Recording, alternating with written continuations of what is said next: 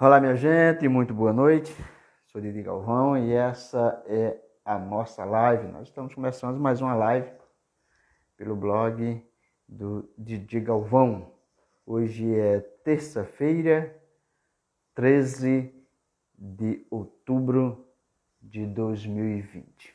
Após um feriadaço aí, tenho certeza que muita gente curtiu bastante esse feriadão. Certo? Sábado, domingo e segunda. E hoje todo mundo aí na ativa, na luta. E nós não somos diferentes. Nós também estivemos curtindo esse feriadão. Por sinal, abraçando aí toda essa gente boa lá de Sobradinho, Washington, Ângela, que nos acompanha, ou melhor, que nos recepcionou em sua residência. A nossa live de hoje é com o blogueiro Ricardo Banana. Nós estamos só aguardando a presença dele para que a gente possamos acioná-lo e imediatamente iniciarmos a nossa live. Agradecendo também ao casal de Souza e Clé também, que nos recepcionou igualmente lá na cidade de Petrolina. Nós passamos um belíssimo final de semana, eu, minha esposa, minha irmã, meu sobrinho, muito gostoso lá na cidade de Sobradinho, Bahia, e na cidade de Petrolina. Assim que você tiver banana, ok? Aciona aí para a gente iniciarmos então esse bate-papo. Nós vamos falar, evidentemente, de eleições municipais, mas também fazermos uma análise do cenário atual, o que as eleições municipais deste ano pode representar para 2022, porque é lógico que as eleições municipais ela já é o início, certo, da estadual e nacional. Essa não é diferente, né? Por estarmos em pandemia, não é diferente. Então, tudo que se movimenta hoje tem um pensamento voltado para 22. Tá aí nosso amigo Ricardo Banana. Boa noite, Banana. Seja bem-vindo.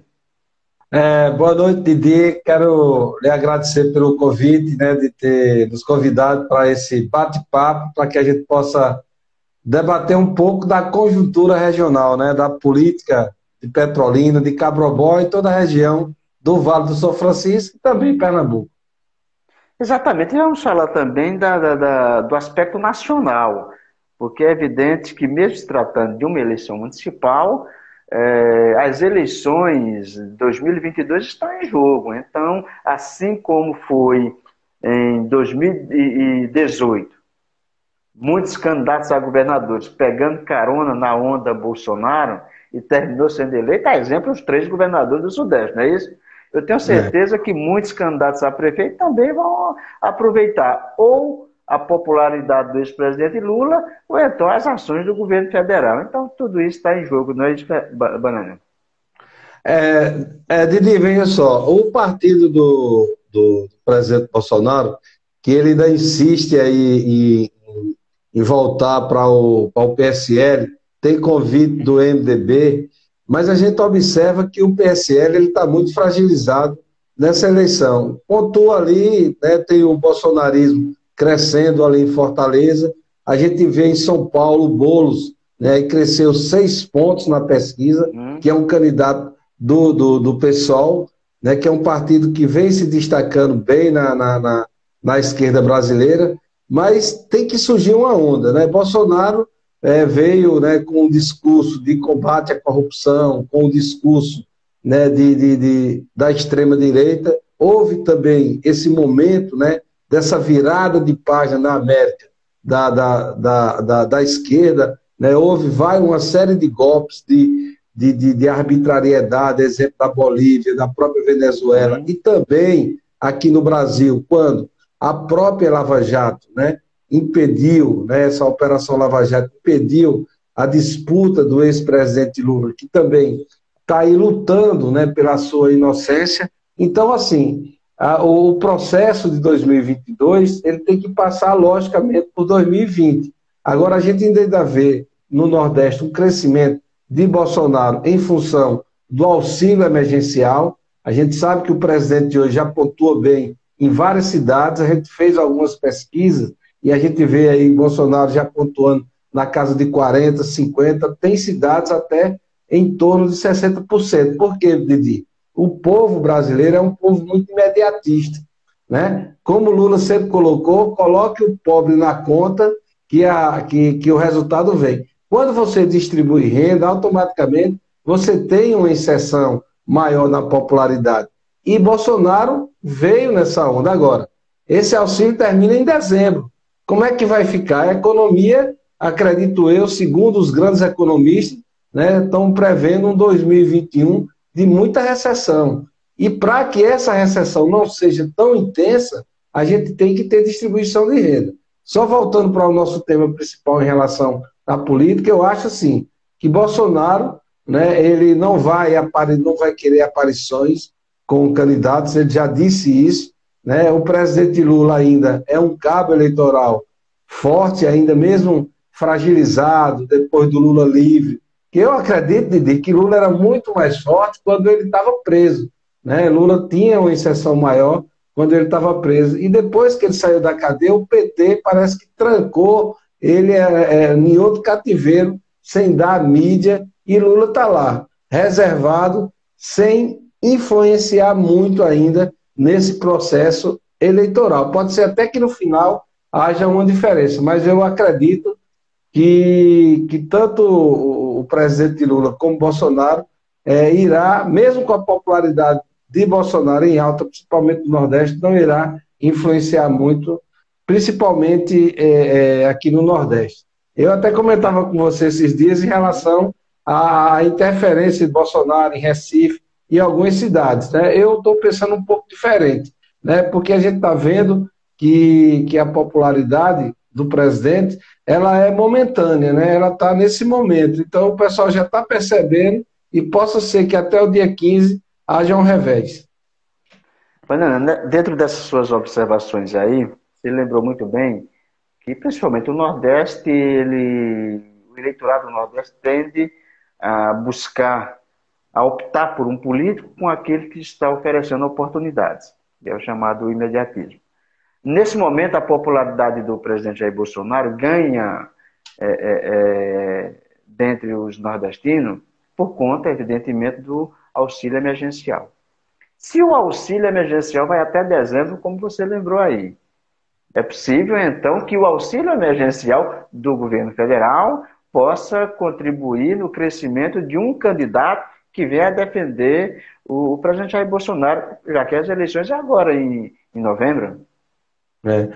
Olha, Didi, eu acho que essa questão da nossa economia, da geração de emprego, ela é muito importante para a gente ter uma sustentabilidade social e econômica. A gente precisa, primeiro, restabelecer a nossa engenharia brasileira. A Lava Jato, no meu entendimento, ela foi muito perversa, né, para a sociedade brasileira. As pessoas dizem, não, Bruno, você está defendendo corrupção? Não.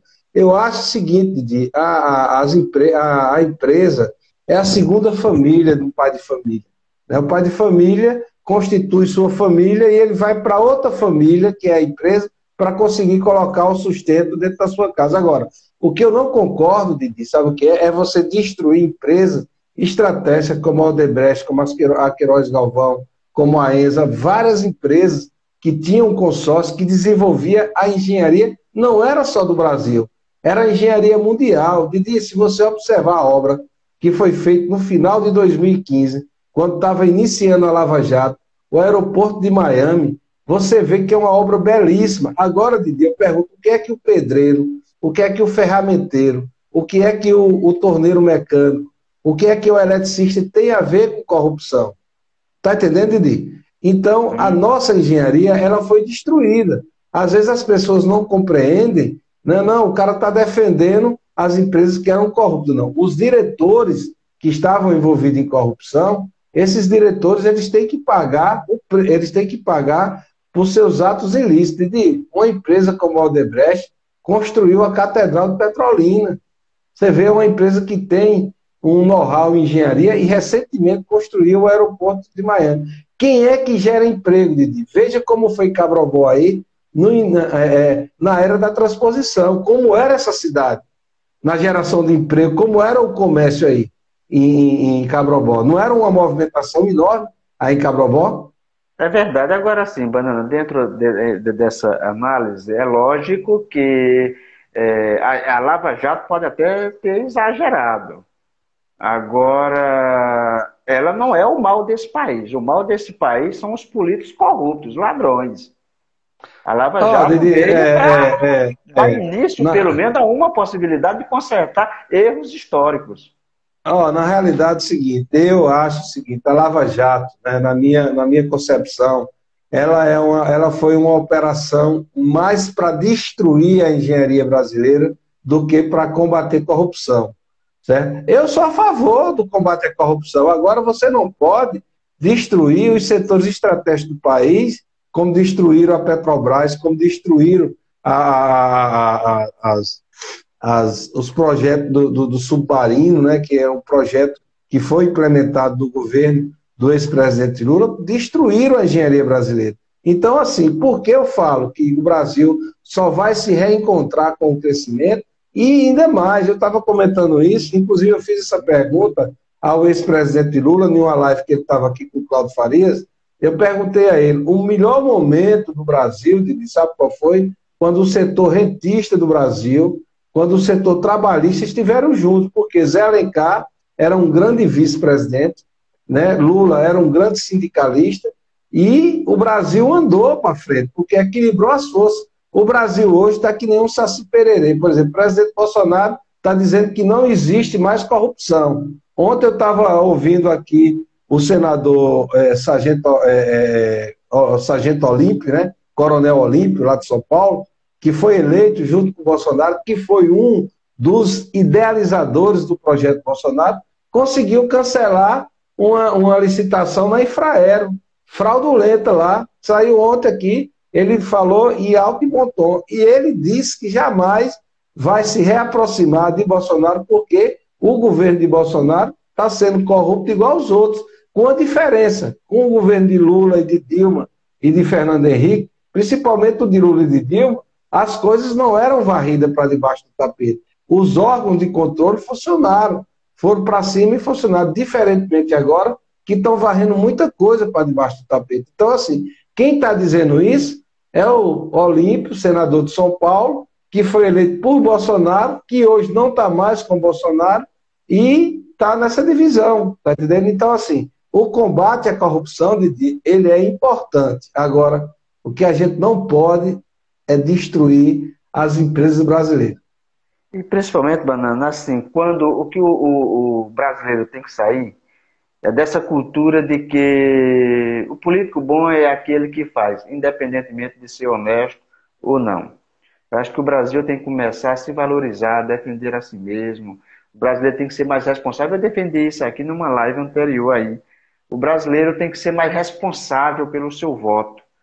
Eu lembrei até, Banana, um discurso do ex-prefeito de Petrolina, Guilherme Coelho, quando, na época, candidato a vice-governador do estado de Pernambuco, na chapa liderada por Gustavo Krause, isso foi em 1994. E eu lembro que Guilherme Coelho dizia desse jeito: é o voto safado que elege o político safado, é o voto corrupto que elege o político corrupto, é o voto ladrão que elege o político ladrão, mas é o voto honesto que elege o político honesto. Então, eu acredito, independentemente de posicionamento, eu acho que de todos esses presidentes, com o atual e os anteriores, que foi grande vítima desse sistema, eu acho que ainda foi Dilma Rousseff. Eu acho que ela foi a grande vítima desse sistema podre que está aí. Mas que deve ser mudado, e só muda, não é com o político, não. É a partir do voto. E aí está a importância do voto a partir de uma eleição municipal.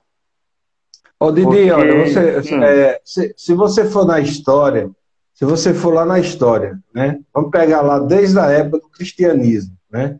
Aí você vem para o tempo mais moderno. Você vem na época do cristianismo, aí você chega ali na época de Getúlio, Juscelino, Vargas. O que é que acontece? O Brasil, toda vez que... Tu pode olhar na história. né? Tá na história, tá lá na história, nos anais da história brasileira. Todo governo, certo? Quando a gente tem um governo popular, um governo que distribui renda, um governo que vem desenvolver o país, por exemplo, Juscelino, né? Juscelino foi um grande presidente, né? Até hoje ninguém sabe como foi que Juscelino morreu, né? Inclusive ele foi vítima também, como Lula, né, de ter recebido um apartamento.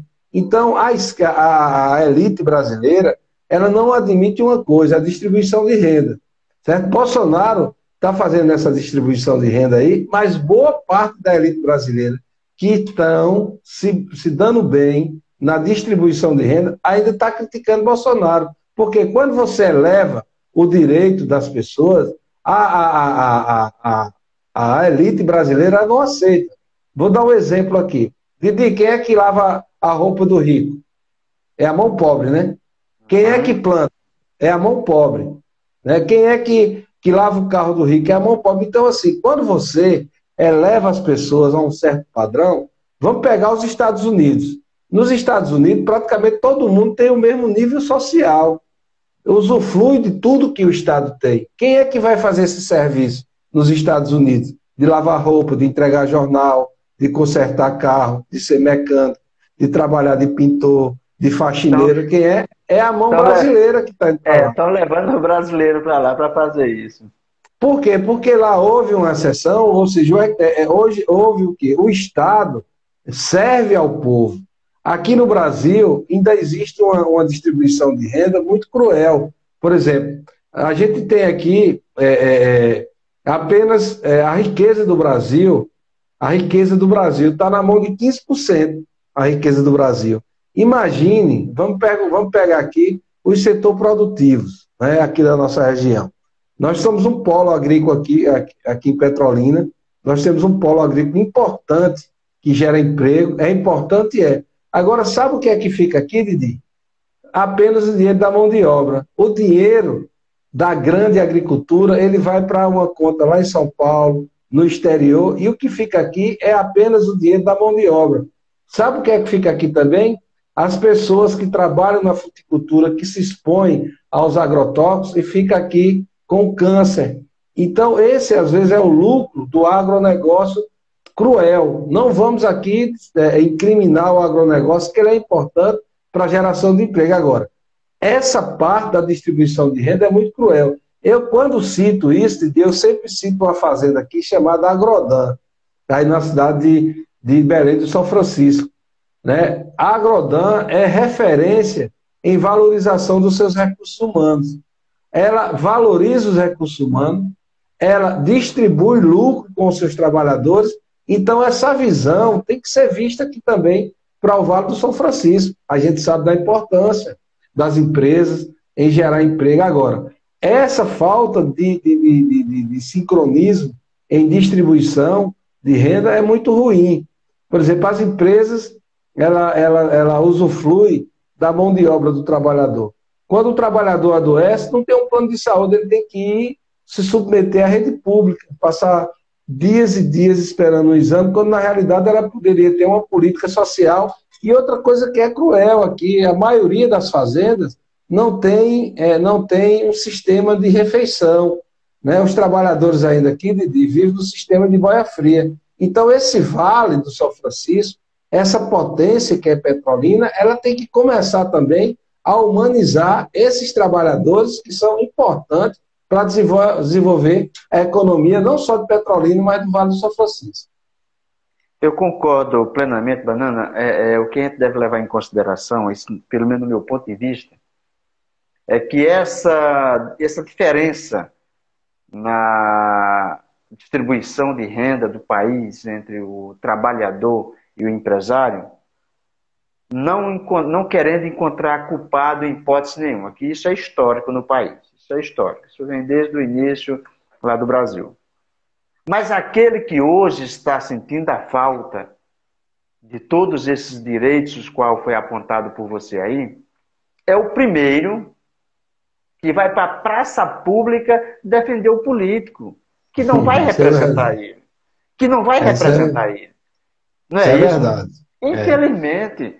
É o Ó, primeiro que Didi, vai, é o primeiro que quando há uma manifestação, deixa eu te dizer uma coisa, tá aí nesse, agora não que a pandemia até que deu uma esfriada nas situações, mas antes da pandemia estava lá, o povo ia para a rua para defender Bolsonaro, o povo ia para a rua para pedir para Bolsonaro sair. Muitos iam sem saber nem o que estavam fazendo, apenas é, porque apenas porque foi instruído. ó, Didi, Não é isso? é verdade. Ó, inclusive, por exemplo, o Brasil, o setor de alimentos, nesse período da pandemia, cresceu 35%, o setor de alimentos. Você sabe quantas famílias, quantos brasileiros estão sendo elevados à extrema pobreza de novo? Mais de 5 milhões. Você vê como o país é injusto. O setor de alimentos cresceu 35%, né? Por quê? Porque houve distribuição de renda. Foi maravilhoso, rapaz. Essa pandemia foi muito boa para a distribuição de renda. Foi ótima para os prefeitos. Os prefeitos estão todos aí com a. Principalmente para prefeitos e governadores. A pandemia foi um prato cheio. Foi. Inclusive, a maioria dos prefeitos que estão aí no poder, praticamente 90% vão conseguir ser reeleitos. Por quê? Porque a pandemia, ela ajudou, Didi. Ontem, eu fazia uma live aqui com o candidato Jorge Duarte, não falando de Santa Maria, que eu quero deixar claro, todos os municípios. Esse ano não teve aula. A máquina não funcionou. É outro recurso que sobrou. Não houve manutenção, não houve gasto com combustível, não houve gasto com o pessoal. Então, assim, houve gasto com o pessoal, basicamente o efetivo, porque até o comissionado, muitas prefeituras demitiu porque não tinha nem o que fazer, porque a máquina estava enxuta. E onde foi parar esse dinheiro, Didi?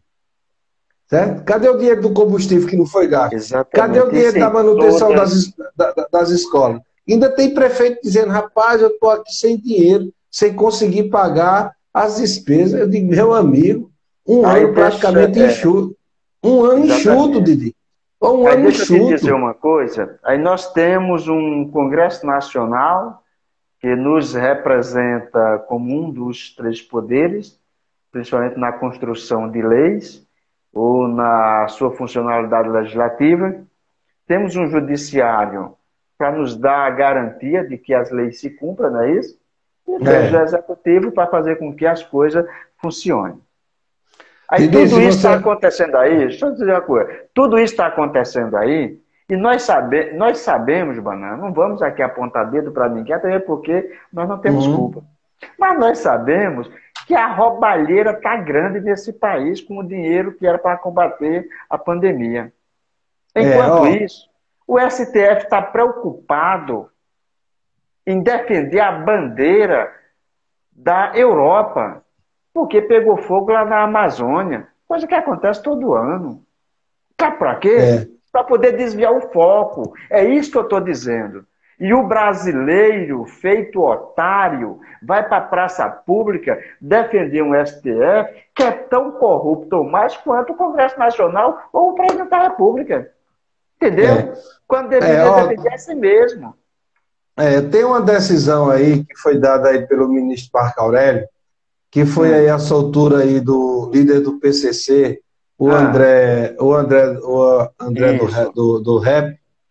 Veja só, o Marco Aurélio, ele se baseou na lei, entendeu? A lei anticorrupção, que inclusive foi sancionada por Bolsonaro, esse artigo aí que ele se embasou, porque é o seguinte, você tem uma prisão preventiva, não é uma prisão definitiva. Então tem prazo, certo? Então ele usou da brecha que tinha. Ele poderia até não ter soltado o preso. O Ministério Público não se manifestou para manter o André do REP preso. Não se manifestou. Então houve uma falha do Ministério Público. Aí estão sacrificando porque o Fux agora reverteu a decisão de Marco Aurélio baseado em uma decisão equivocada, dizendo que ele tinha colocado em risco as instituições. Não tem esse tipo de artigo. Então, assim, a aberração do Fux ainda foi maior, porque ele tentou revogar, como realmente está aí, de forma equivocada, revogando a prisão, do André do Rep, né? Mas o Marco Aurélio tomou a decisão correta. O que tem, Didi, que acabar nesse país, sabe o que é, Didi? É essa briga interna entre Ministério Público, Judiciário e Político. A Polícia Federal hoje, que era uma instituição que eu tinha na minha cota como uma instituição realmente limpa, séria, hoje é uma instituição política, lamentavelmente. Eu quero que Deus não me permita mais nunca na minha vida entrar dentro de um fórum. Porque eu vejo, Didi, que dentro dos fóruns, dentro dos tribunais, o que vale, sabe o que é? O juiz que é amigo do advogado. O juiz, o juiz que tem determinada ligação com determinado escritório. Então, Isso, assim... dentro dessa ótica, fazendo menção ao caso agora mencionado por você, o que me leva a questionar como brasileiro é as coincidências. Ministro Marco Aurélio, com toda a sua história de magistrado, de integrante da Suprema Corte, certo? Agora, tomar uma decisão exatamente no seu plantão, eu não estou aqui questionando, não, nem botando dúvida, certo? Mas no seu plantão, atendendo uma solicitação de uma advogada que faz parte do escritório do seu ex-funcionário. Vai, Edivaldo Gomes, aí em Petrolina, que tem um monte de preso, e isso eu lhe digo com segurança. Em situações mais graves do que a desse preso aí, do que esse grande aí do PCC. E o ministro Marco Aurélio nunca teve essa preocupação. Você sabe quanto... você sabe quantos... O que me leva a questionar é isso. Certo? Didi, você sabe quantos presos tem de forma... presos provisoriamente no Brasil? 750 mil presos. Que esses presos estão presos preventivamente. Aí o que acontece? O que é que o crime faz? Automaticamente o camarada está preso, certo? Dentro dos presídios é onde funciona todo o processo do narcotráfico. E esse crime, ele fica bancando as famílias, dessas famílias que estão lá presas, né, de forma preventiva, fica bancando aqui fora. Então o camarada às vezes foi pego com uma petequinha de maconha e ele sai lá de dentro do presídio como um traficante profissional. Você está entendendo? Então a própria legislação, ela facilita para que o crime cresça. Então assim, e eu acho que foi em Fortaleza. Pô, tinha um camarada preso, saiu até não sei se foi no Linha Direta, eu não sei, foi num repórter aí, já tem um certo tempo isso. O camarada estava preso há 12 anos preventivamente. Quer dizer, aí o cara não tem um advogado, a Defensoria Pública ela não tem como agregar tudo isso, porque são muitos processos, e fica essa esculambação. Na realidade, o judiciário brasileiro, ele envergonha todos nós hoje. O Exatamente. Supremo, o Ministério Público. Isso. Certo? Por sinal, Ricardo Banana, certo? O ministro que se aposentou hoje, Celso de Mello, certo? Que para mim é um dos grandes nomes da história da Suprema Corte do país, é Celso de Mello.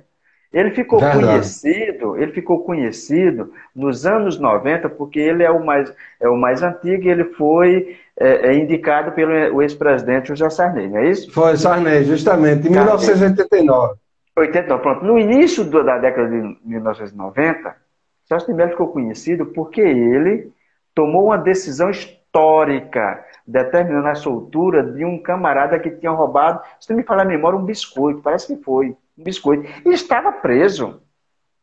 Camarada, eu não estou dizendo que há uma diferença do roubo pequeno com o roubo grande, tudo é ladrão. Agora tem que se analisar o caso. Não é isso? Eu sei, por exemplo, só para você ter uma ideia, aí em Petrolina, esse final de semana, foi marcado por um trágico acontecimento. Eu acho que para esse camarada que estrupou, matou a menina, a pena deve ser mais severa, eu penso assim. Eu penso assim. Isso não é, não é apenas uma vida que ele tirou. Ele destruiu mais que uma vida. Uhum. É verdade, Didi. Eu acho que esse absurdo que aconteceu ontem aqui em Petrolina, né? Inclusive, eu conversava hoje com um amigo meu, e ele dizendo que acha que as características desse mesmo meliante aí é muito parecida com as características do assassino de Beatriz. Eu queria que fosse realmente Outra verdade situação, exatamente, Banana. para a gente desvendar esse crime que está aqui entalado ainda É na inaceitável. É inaceitável. final de Certo? 2015, Didi. Estamos Sim. chegando a final de 2020, está indo aí para E 5 anos, nenhuma resposta para a sociedade. Um crime justamente. desse acontecido lá nos anos de 1960, 70, podia ser que sem uma resposta fosse mais compreensível, mas nessa época, com tanta É, tecnologia, é. né? Didi, vamos para nosso tema aí, né? Que é o Vamos tema aí, da vamos falar de política política. regional. Até mesmo porque, pronto, só fechando esse, o que me causa, de uma certa forma, eu não vou dizer indignação, mas estranheza no comportamento da Suprema Corte, é que tem tantos casos ligados diretamente ao judiciário que não são tratados por eles, e eles ficam se intrometendo em casos do legislativo e do executivo.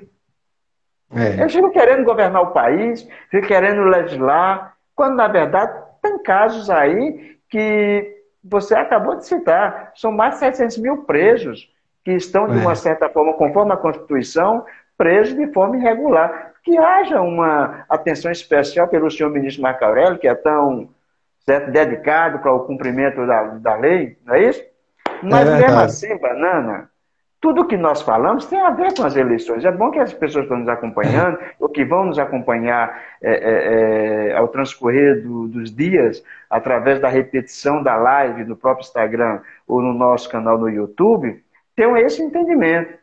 com Porque certeza. tudo isso que a gente está falando tem a ver com, reflete no seu voto.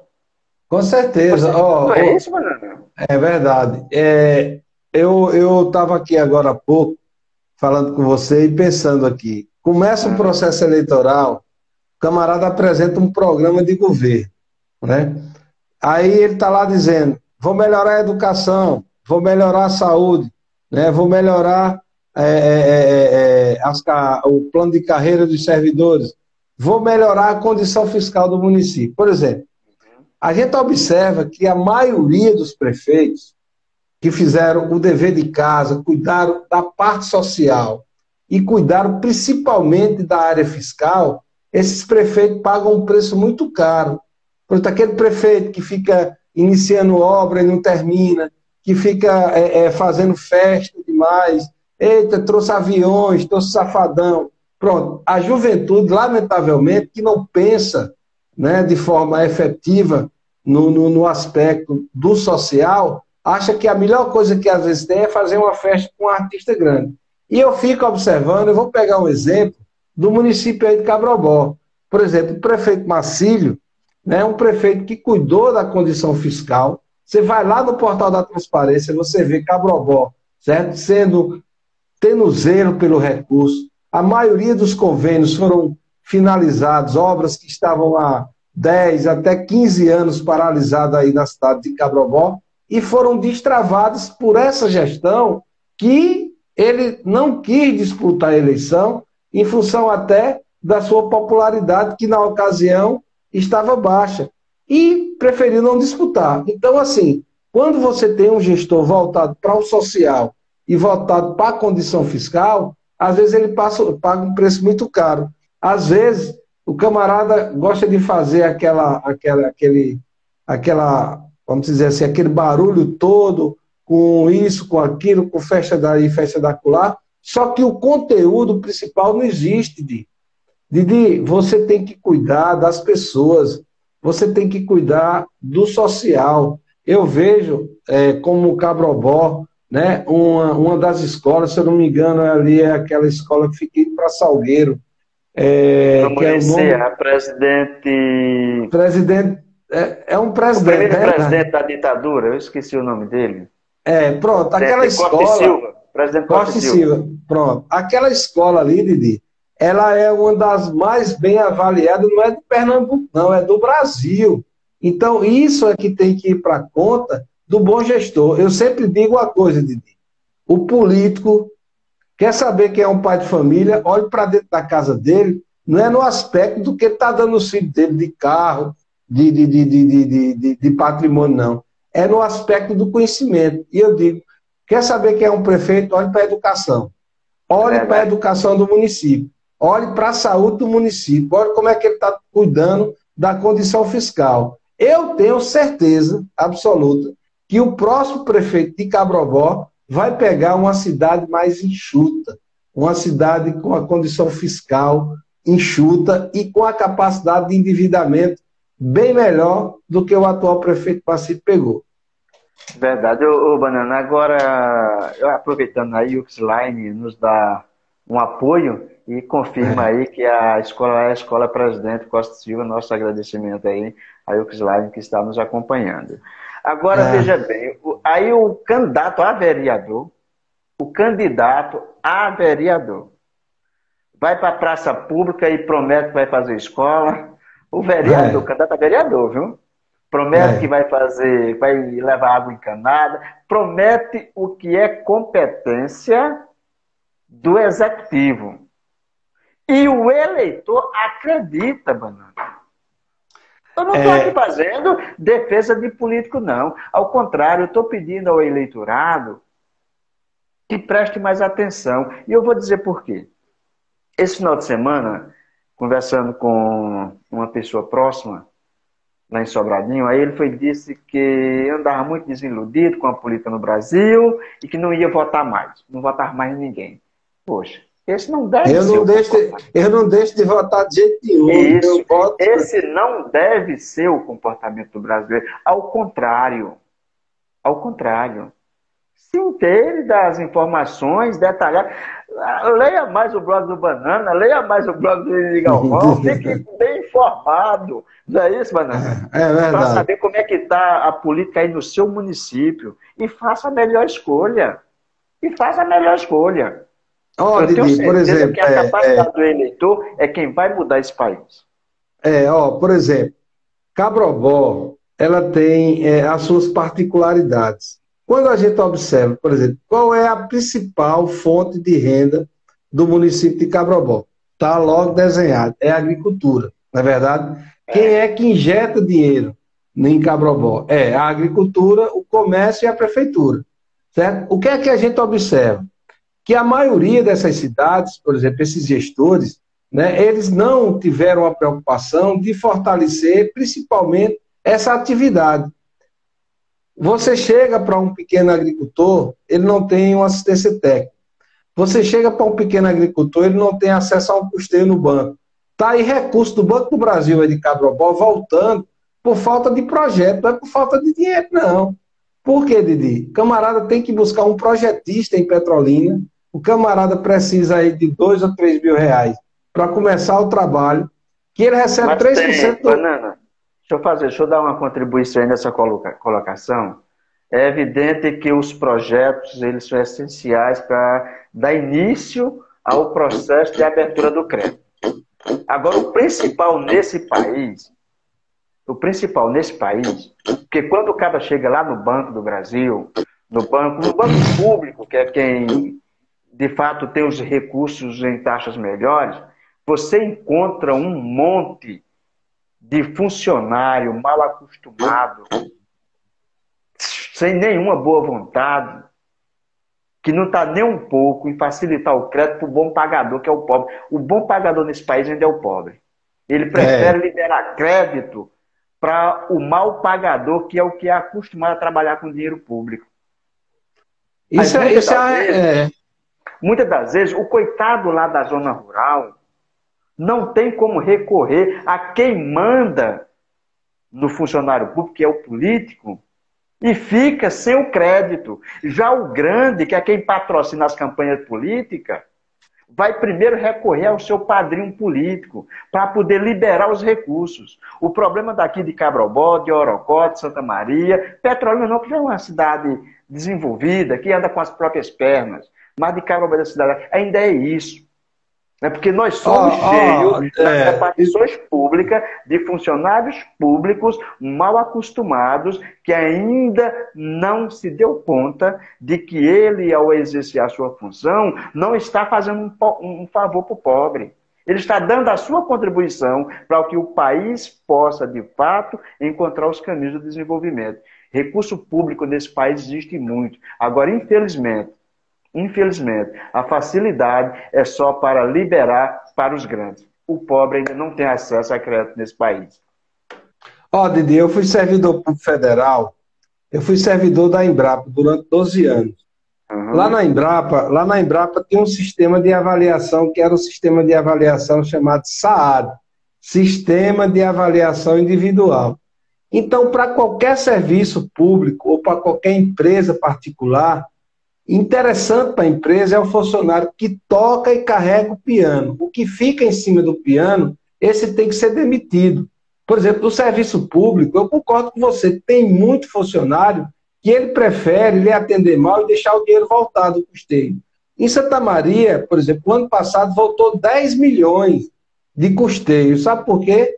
Porque não tinha projeto, porque não tinha um projetista que pudesse dar esse apoio. Quer dizer, o gerente do banco poderia ter tido a iniciativa ou então ter buscado uma parceria com a prefeitura no sentido de levar um projetista, ou 2 ou 3 projetistas, para elaborar os projetos, para esse recurso não voltar.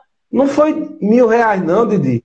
Foram 10 milhões de reais que foram retornados ao Tesouro Nacional porque não tinha projeto. E pode olhar que isso acontece aí também em Cabrobó. Pode olhar que Você pergunta ao Joaquim da pequena roça, aí em Petrolina, se ele tem direito a crédito? Tem não. Quem tem é o seu João, dono da super agroindústria.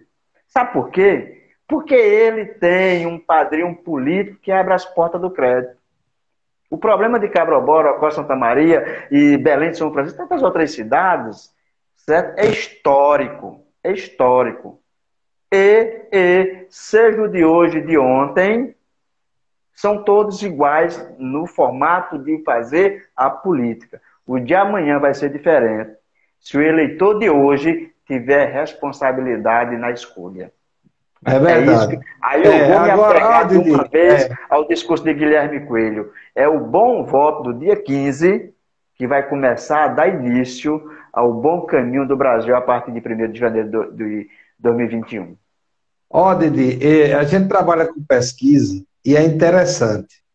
Os pesquisadores, às vezes, chegam, Banana, rapaz, a gente estava ali entrevistando uma determinada pessoa e a pessoa estava lá querendo saber se era o pessoal do prefeito já para pedir o nome para comprar o voto. Você vê como é a cabeça do povo, né?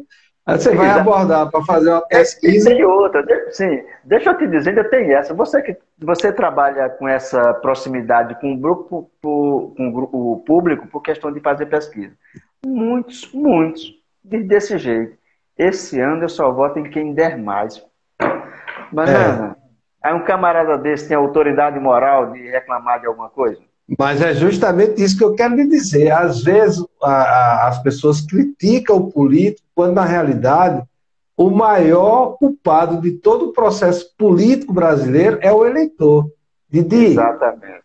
Eu vou lhe dar esse livro para você ler depois. Eu vou procurar ele aqui em casa. A Cabeça do Eleitor. O título é o nome do livro é A Cabeça do Eleitor. Você sabe...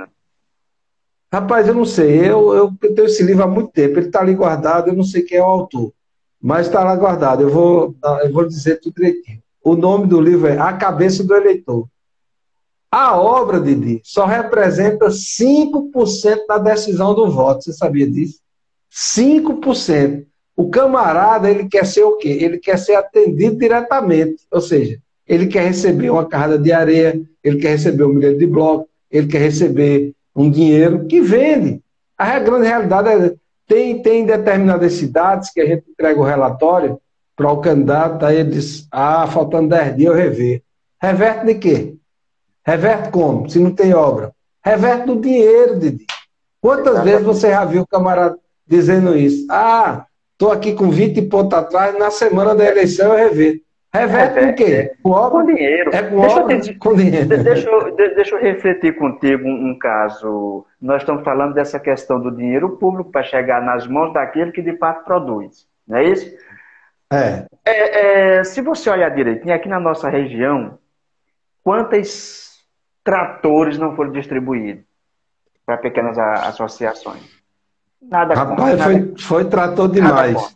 Mas, Banana, nós sabemos muito bem que o trator não foi com a intenção de facilitar a vida do produtor, nem de impulsionar a economia local. Foi apenas de negociar votos, apoios. Inclusive, eu sempre digo, Didi, que todos esses tratores eles vão ser transformados num monte de ferro velho. Por quê? As associações não têm como manter. A máquina está nova, né? A maioria ainda dá para usar. Mas quando uma máquina dessa chegar a 5 anos de uso, que tiver que fazer um motor, tiver que comprar uma bomba hidráulica, tiver que comprar um novo arado, sabe quantas pessoas, quantos sócios vão aparecer para comprar? Nenhum. Aí vai ficar aquele monte de ferro velho. Tá entendendo? Então, ninguém vai querer gastar do próprio bolso. E já estamos aí com 1 hora e quanto? 1 hora e 45 minutos. Não. Agora que estamos com 45 minutos. O Instagram não abre mão, é só 1 hora. Então, vamos concluir esses 15 minutos para a gente falar de uma coisa. Já estamos falando de eleição, evidentemente. Vamos falar agora da conjuntura regional, né? Eu batendo um papo com o nosso amigo FIFA, que por sinal você aproveitou e deu uma palhinha, certo? Nós falávamos de quê? E isso nós já iniciamos a nossa live de hoje. Uma eleição estadual e nacional, ela começa pela municipal. Dá para perceber hoje... Kila está dizendo aqui, o próprio eleitor desinformado só pensa em barganha. É a pura realidade, minha amiga. É verdade. Pura realidade. Exatamente. Não tenha dúvida disso. Não tenha dúvida. Eu digo, essa eleição de 2020, há uma disputa direta entre o governador Paulo Câmara e o senador Fernando Bezerra Coelho? Na realidade, existe sim, porque são as duas maiores lideranças do Estado hoje, o senador Fernando Bezerra Coelho e também o governador Paulo Câmara. A gente acredita que a eleição em todo o Estado ela vai ser polarizada entre essas duas lideranças, né? Armando praticamente está fora do cenário, Mendonça está ali em Recife, ali, tentando, né, e levar a eleição para o segundo turno. Esse crescimento dele, quero aqui fazer referência, que foi também em função do aumento da popularidade de Bolsonaro. Né? Já a última pesquisa que saiu hoje, né, Marília já está tecnicamente empatado com ele já teve numa condição melhor. E assim, Recife, né, tudo indica que deve dar João Campos, dentro das projeções que a gente está avaliando as pesquisas, como também aqui em Petrolina, o prefeito Miguel Coelho deva ganhar a eleição com uma expressiva votação aqui em Petrolina. O nosso amigo Carlos Amorim faz uma observação aí deixa eu te dizer uma coisa, seria uma disputa interessante em 2022? Ele está colocando aqui que é João Campos versus Miguel Coelho em 2022. Então, seria uma disputa interessante? Sim, lógico. Olha, a gente teve a oportunidade de ter 2 governadores do interior do Estado, mas foram de forma direta, não foram eleitos diretamente pelo voto. Um foi Agamenon Magalhães e o outro foi Nilo Coelho. E depois a gente teve também ali no Araripe, Zé Ramos, que era vice-governador, que assumiu, né? Ele assumiu o governo do Estado. Esse foi eleito, né, pelo voto. Só que os dois, Nilo Coelho e eu até comentei com o senador, digo, senador Fernando Bezerra Coelho, a gente já teve 2 governadores do interior do Estado. Só que nenhum foi eleito diretamente. Ele disse, Banana, o processo de escolha para ele ser o governador foi um processo muito cruel também, que tinha uma disputa grande também internamente entre os deputados. Mas, assim, eu acho que a região metropolitana ela é uma região muito barrista. O doutor Oswaldo sempre me dizia, Ricardo, a região metropolitana ela é muito barrista, ela não gosta de governador do interior. Ela gosta de um vice-governador do interior, mas ela não gosta de um governador do interior. Para você ter Agora, uma ideia... Miguel Coelho pode surpreender, né? Miguel Coelho é um novo, né? Um político arrojado que está aí Exatamente. partindo para cima e ele tem o sonho, né? Ele quer chegar ao comando do Estado, né? Porque o pai não conseguiu, ele vai brigar para chegar lá. Tem força e tem idade, né, Didi? Exatamente. E tem muita gente que pensa ou melhor, que questiona essa de ser eleito prefeito e pouco tempo renunciar para ser candidato a governador, que isso não seria possível. Só lembrando que Pernambuco já teve um governador nessa situação. Joaquim Francisco foi eleito prefeito do Recife em 88, 85, não, 88. E foi eleito governador de Pernambuco em 90, não é isso? Justamente. Prefeito do Recife, em 88, renunciou em 90, se candidatou a governador e ganhou a eleição. Ou seja, não há nenhuma dificuldade para um prefeito do Recife ou um prefeito de Petróleo na cidade grande renunciar para se candidatar ao governo do estado de Pernambuco. Agora, isso seria bom para renovar, para oxigenar a política do estado? Na realidade, meu amigo Didi, a política ela é muito dinâmica, sabe? A conjuntura política ela é muito dinâmica. Assim, em termos de renovar, né, eu acredito que essa forma ainda de fazer política aqui em Pernambuco, principalmente no Nordeste, ela ainda obedece, né, vamos dizer assim, às famílias, né, vamos dizer, as famílias tradicionais, né, que dominam ainda, por exemplo, aqui no sertão de Pernambuco, a gente sabe a força da família Coelho. É verdade. Petrolina é a encruzilhada do progresso e todo político que se projeta em Petrolina, praticamente ele consegue também projetar alguns políticos aqui no sertão do estado. Assim, em termos de inovação, eu acredito que não. Eu acho que é uma tradição que já vem de como se fossem as capitanias hereditárias, né, passando de pai para filho. É verdade. Ô, Banana, agora olhando para uma situação mais ampla, lá no Recife, em 2012, só para você entender, em 2012, diante daquele momento, com o crescimento exponencial de Geraldo Júlio e, consequentemente, a decadência do candidato do PT, que era Humberto Costa, as lideranças do PT optaram por não comparecer naquela eleição. Nem a então presidente Dilma Rousseff, nem o ex-presidente Luiz Inácio Lula da Silva. Se Marília não conseguir fôlego nessa caminhada, você acha que pode acontecer o mesmo?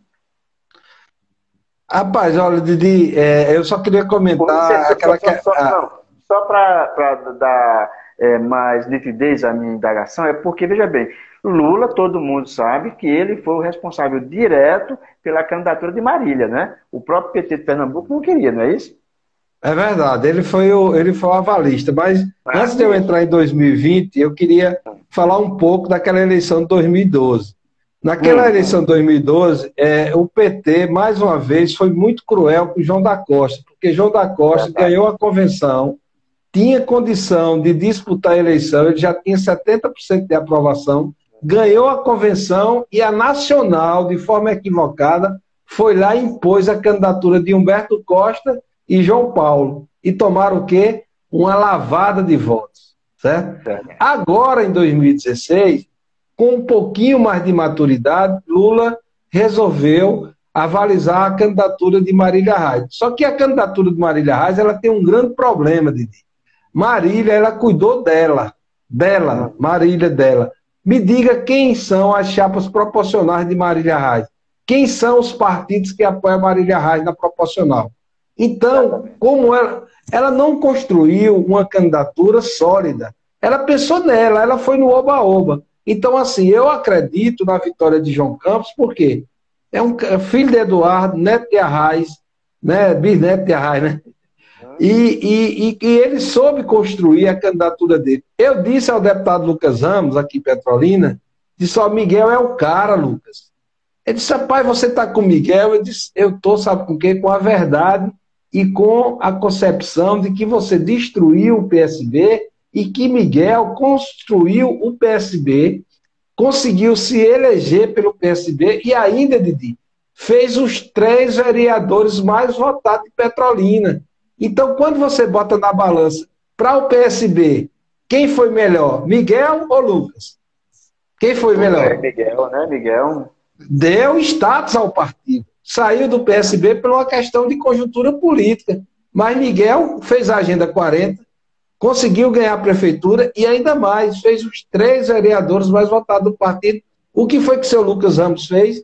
Com raiva, fazendo política, com o fígado, juntamente com o sargento Quirino, com raiva do governador Paulo Câmara, destruíram o PSB, esvaziaram o partido, enfraqueceram a candidatura de Odaci e outra coisa mais cruel ainda, levaram o pessoal para o Podemos, Didi, e o Podemos não tem nenhum candidato a prefeito. Por quê? Ricardo Teobaldo disse, olha, Lucas, eu vou garantir que tu mantenha teus candidatos a vereador lá para eles disputar a eleição. Agora eu não quero que o Podemos apoie nenhum prefeito. Já que a gente não pode apoiar Miguel, não vai apoiar nenhum prefeito. E deixou, sabe o quê, Didi?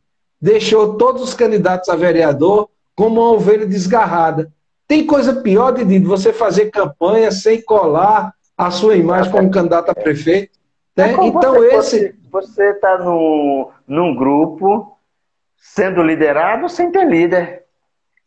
Justamente. Aí, assim, o Lucas Ramos, ele precisa amadurecer, Lucas precisa ter uma pegada igual a de Miguel Coelho, liderar. Miguel Coelho, pô, saiu da aba do pai. Miguel é quem lidera. Miguel, ó, a gente tem pesquisa aqui, Miguel tem em torno de 65% a 70% de aprovação, Didi. Mas Miguel, o secretariado dele não consegue aparecer. Por quê? Porque ele lidera. Miguel, ele lidera. Diferentemente de Lucas. Lucas fica o tempo todo abraçando, dependendo do pai, né, dependendo do governador. Então, para ele se projetar politicamente, pela idade que ele tem, comparando com Miguel, ele vai levar sempre uma lavada e vai ter uma grande decepção na eleição daqui de Petrolina, porque o partido dele, acredito eu, que se fizer, é um candidato a vereador. Tem que ter iniciativa, não é isso, Banana?